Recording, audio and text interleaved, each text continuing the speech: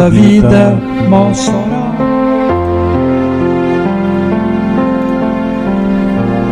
Queridos, eu estava meditando hoje pela manhã e pensando como o Senhor faz a gente contar as maravilhas. Estava hoje pela manhã fazendo algumas tarefas e assim que eu comecei a refletir sobre o culto no lar, Senhor, qual a palavra que eu devo levar hoje? Eu faço isso todos os dias, já faz parte da minha rotina.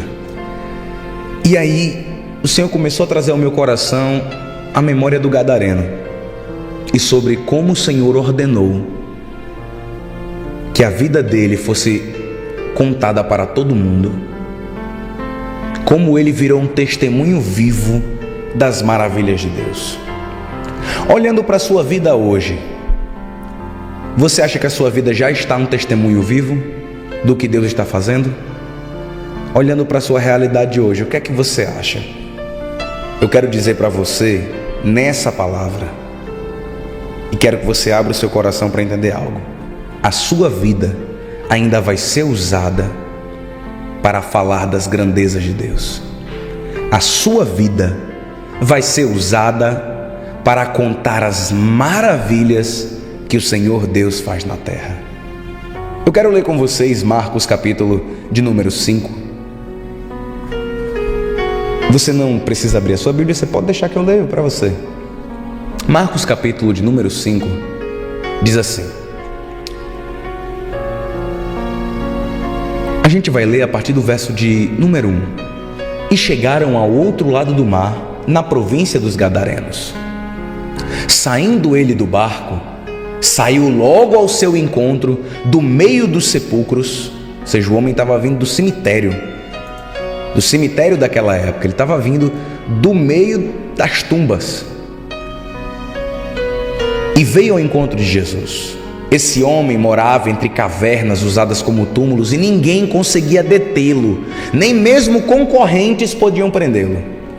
Sempre que ele era acorrentado e algemado, quebrava as algemas dos pulsos e despedaçava as correntes dos seus pés. Ninguém era forte o suficiente para dominá-lo. Dia e noite ele vagava entre os túmulos e os montes, gritando e cortando-se com pedras. Quando o homem viu Jesus, ainda de certa distância, ele correu ao seu encontro e adorou ao Senhor, prostrando-se diante dele. No verso de número 8 diz assim: Jesus havia falado ao espírito: saia deste homem, espírito impuro. Jesus perguntou: qual é o seu nome? E ele respondeu: meu nome é Legião, porque há muitos de nós dentro deste homem. E os espíritos impuros suplicaram repetidamente que não lhes enviasse para algum lugar distante, mas que os enviasse para uma manada de porcos que estava pastando ali perto. Jesus expulsa os demônios, e o desfecho do texto acontece lá no verso 15 e no verso 16. Olha só o que Jesus vai falar lá no verso 19.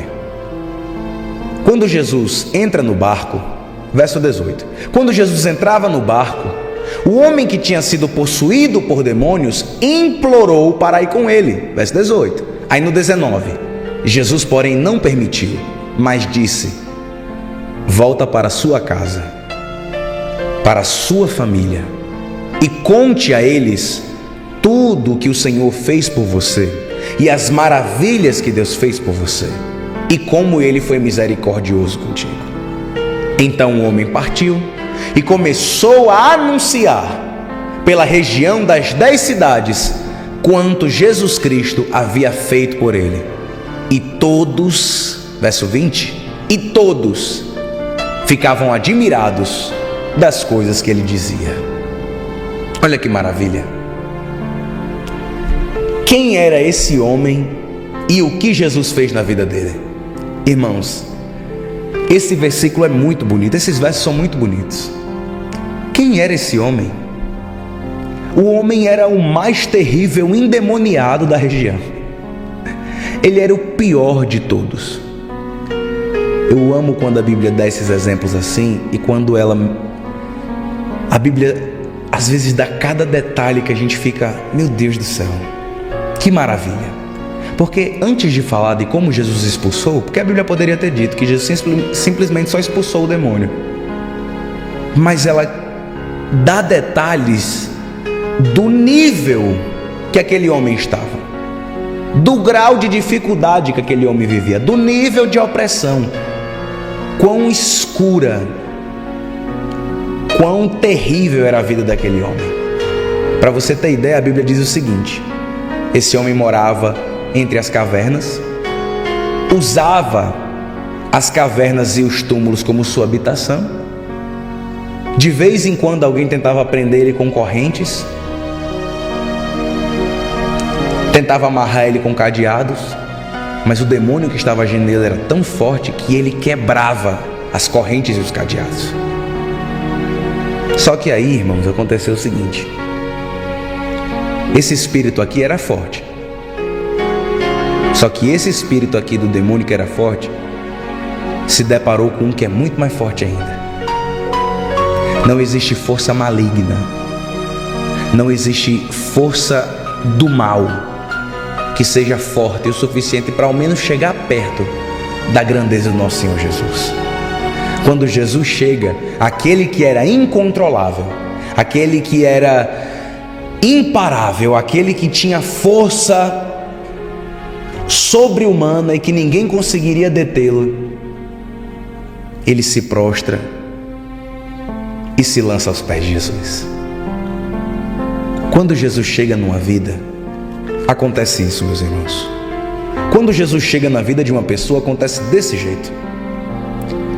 Talvez hoje a gente não consiga imaginar, mas pense comigo na pessoa que você acha mais improvável aceitar Jesus.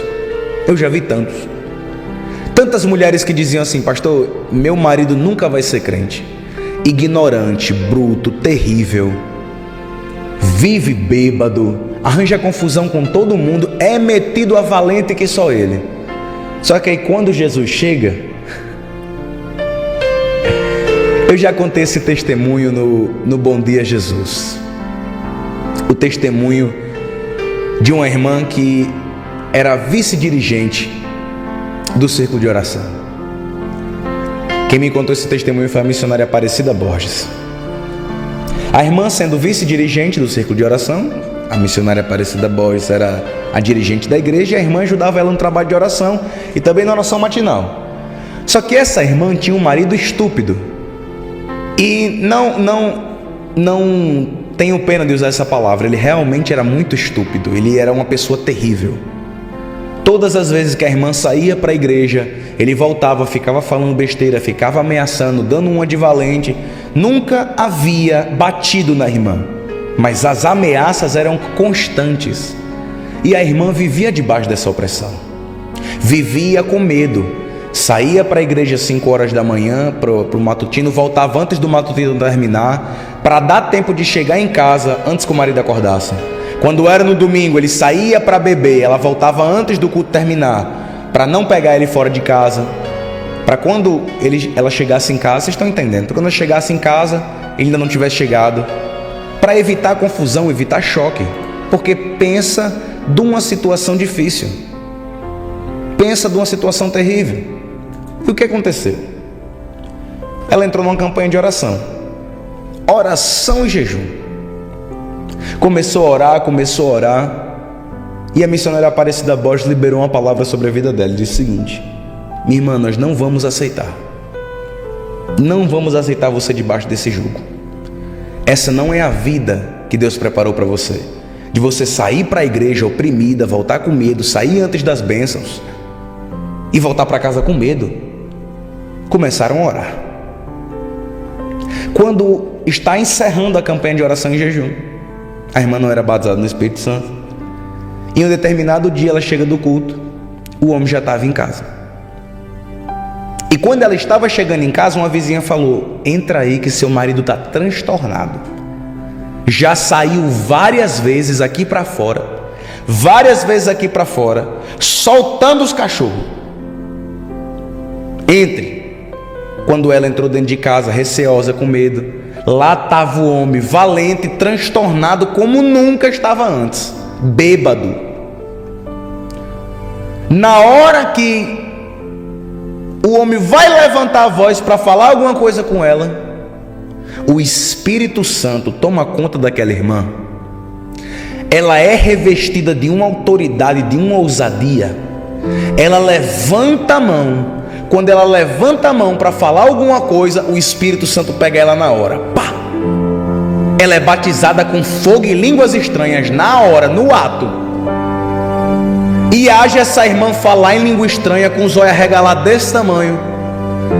E glorificava a Deus e falava em língua estranha. E saía pelos cômodos da casa, glória a Deus, em língua estranha para lá, rajada de língua estranha, de glória a Deus, um negócio, um mistério, um fogo. Entra no quarto, sai do quarto, vai na cozinha, vai na sala, e ela começando a falar língua estranha na casa todinha, vai no portão, voltou.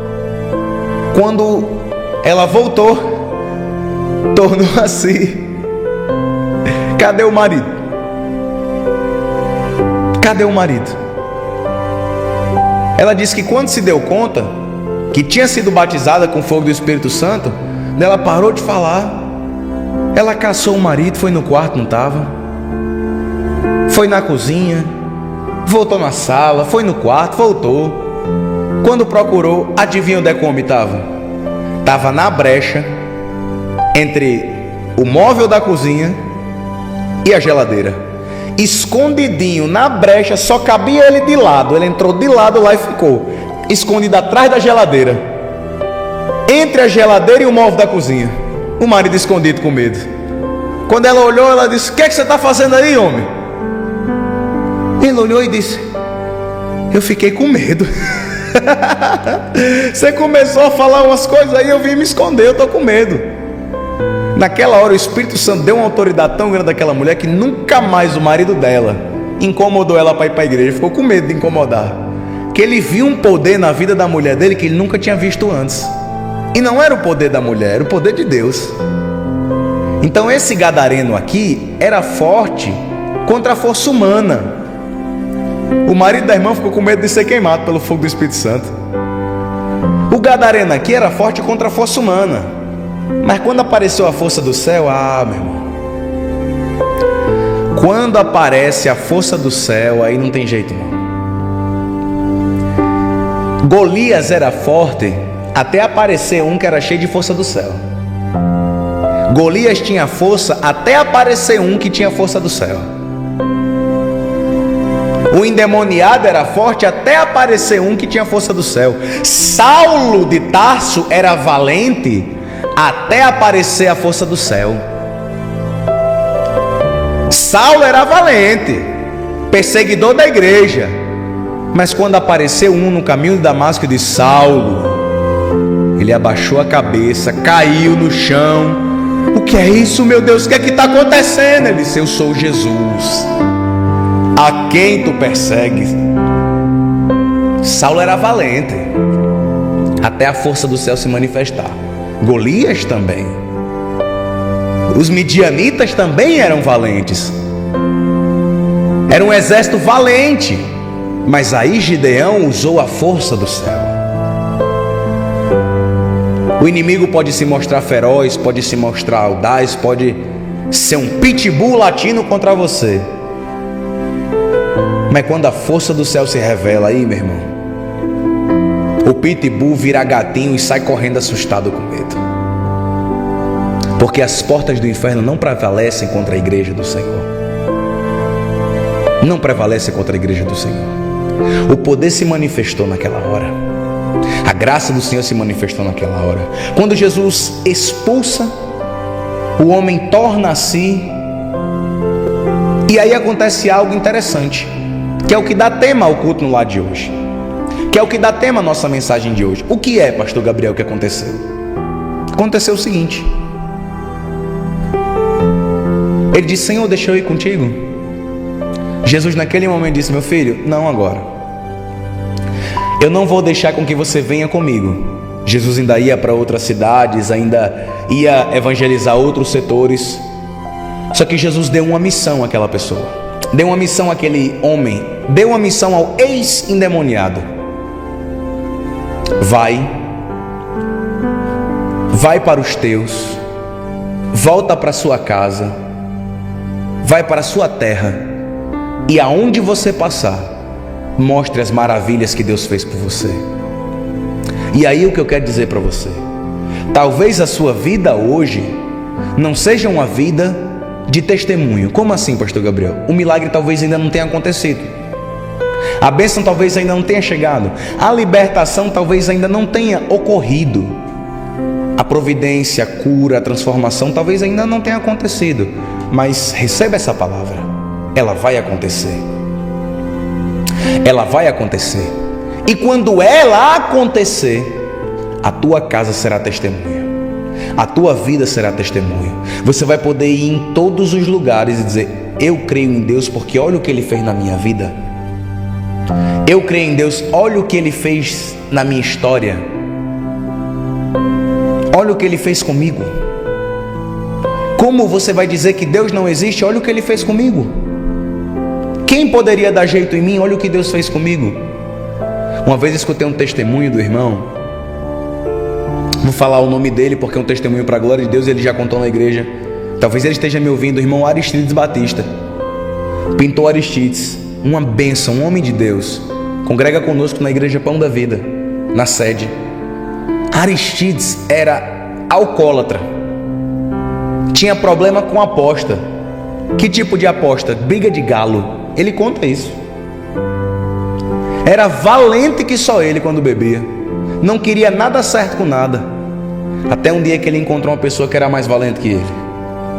Quando Jesus Cristo colocou ele nos eixos, ele abandonou a bebida, abandonou as apostas, abandonou tudo, e hoje vive para Jesus e para sua família. Nós temos tantos irmãos, mas tantos. Na igreja Pão da Vida, na nossa sede, tem tantos irmãos. Irmãos que eram viciados em drogas, viciados em bebida alcoólica, viciados em aposta, todos os tipos de vício que você pensar, mas se encontraram com aquele que tem poder para libertar, se encontraram com aquele que tem poder para transformar, e a vida deles hoje é um testemunho das coisas que Deus faz. Viviam uma vida errada, viviam uma vida de pecados, viviam uma vida prisioneira do inimigo, uma vida que o inimigo fazia de gato e sapato, fazia o que queria. Aí chega Jesus, liberta, chega Jesus, transforma e faz da vida um testemunho. Faz da vida um testemunho, para que toda pessoa que olha e diz: eu não acredito que é fulana não, eu não acredito que é cicrana não, eu não acredito. As pessoas se admiravam. A Bíblia diz que as pessoas ficavam admiradas do que ele dizia. No verso 20, o homem partiu, começou a anunciar a região da Decápolis, as 10 cidades, tudo o que Jesus havia feito por ele, e todo mundo se admirava do que ele dizia. Você será um testemunho vivo. Você será um testemunho vivo. Talvez hoje ainda não, mas você será. Espera, meu irmão, confia. Você vai contar a vitória, você vai contar os milagres. Eu creio nisso, meu irmão. Aconteceu na minha vida, na minha casa. O Senhor mudou a nossa sorte, o Senhor mudou a nossa vida. Então continue na presença de Jesus. Continue com Deus. Deus, irmão, está com você. Pode ter certeza disso. A Bíblia diz, um dos versículos mais bonitos da Bíblia: fui moço e hoje sou velho, e nunca vi um justo desamparado. Olha o que a Bíblia diz: o justo não é desamparado. A Bíblia garante: o justo não é desamparado. Talvez você olhe e diz: pastor, não tem como, aguenta mais um pouquinho, segura mais um pouquinho, vai valer a pena. Você vai cantar do outro lado, você vai ver que Deus cuida detalhe por detalhe, das mínimas coisas, das coisas que você nem imaginava. Você só quer que Deus faça uma coisa. Deus está dizendo isso para alguém, você está pedindo para Deus fazer só uma coisa. Deus age só nisso daqui. O Senhor está te dizendo: eu não vou agir só nisso, Eu vou fazer o que você está me pedindo, mas vou fazer ainda mais. Vou fazer ainda mais. Recebe isso no seu coração. Tem pessoas que oraram hoje de manhã. Isso é uma palavra específica para alguém. Tem pessoas que oraram hoje de manhã, dizendo: Senhor, eu só quero que o Senhor faça isso. Você pediu uma única coisa ao Senhor. O Senhor está te dizendo: eu vou fazer mais. Eu vou realizar o que você está me pedindo, mas eu tenho mais ainda para te dar. Receba essa palavra, em nome de Jesus. Vamos louvar ao Senhor.